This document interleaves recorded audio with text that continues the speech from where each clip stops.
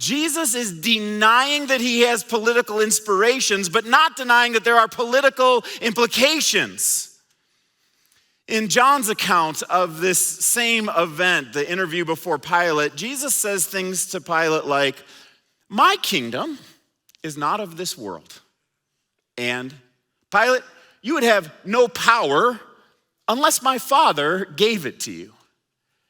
There was this sense of transcendent confidence in Jesus that what's at play here is way bigger than anything that you're messing with, Pilate.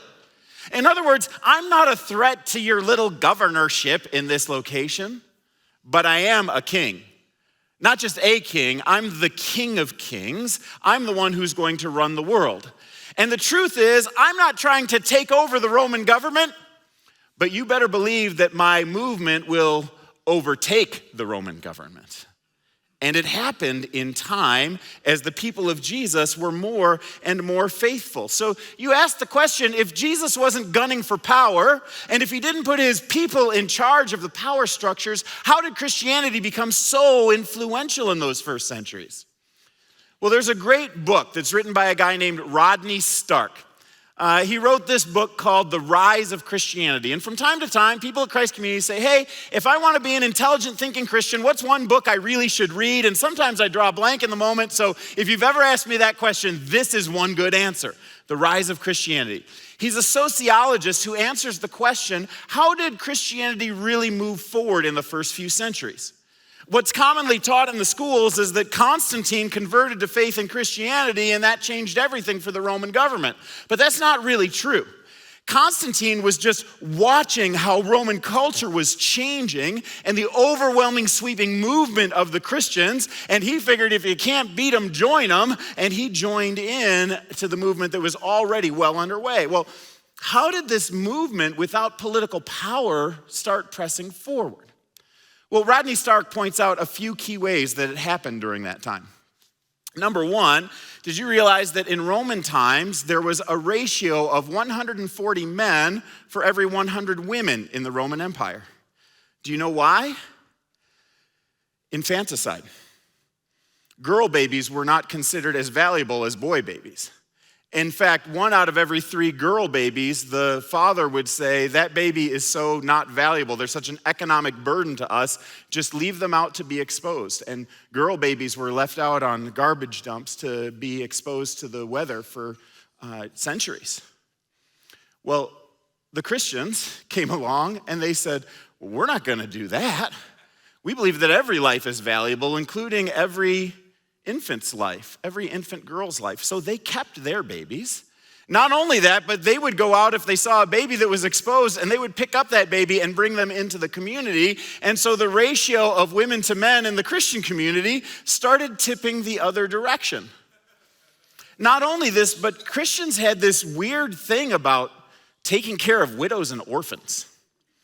In the Roman Empire, the teaching was if a woman has lost her husband, then within 2 years, she's required to remarry. A couple of reasons. They thought that was what the value of a woman was to be a wife to a husband. And number 2, there was a shortage of women anyway, so we don't want these widows going around without husbands. But the Christian community said, you know what, we value people just for being people, and widows and orphans can find a safe space in our environment here, and that further jacked up the ratio of women to men in the Christian community.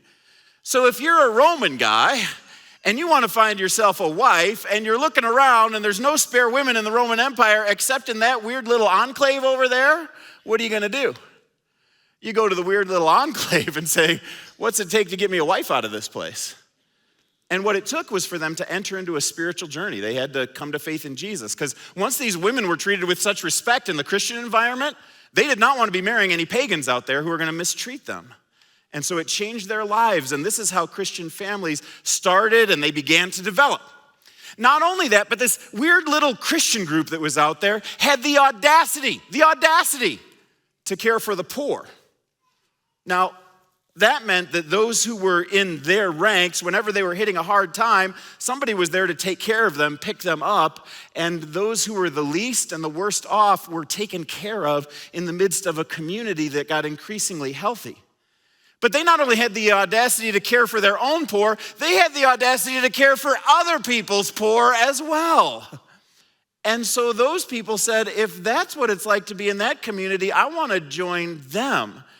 And through caring for the poor, this group of poor and misfit and women and orphans and widows just grew and multiplied.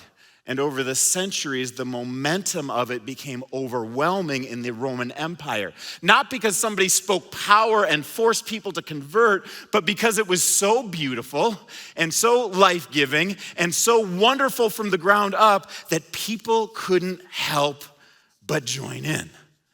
This is a beautiful story, isn't it? It's grassroots power, not legal power. So you can understand why Jesus is standing before Pilate and he's like, "Are you the king of the Jews?" And Jesus says, "You have said so." I don't have political aspirations, but believe me, there are political implications of my kingship.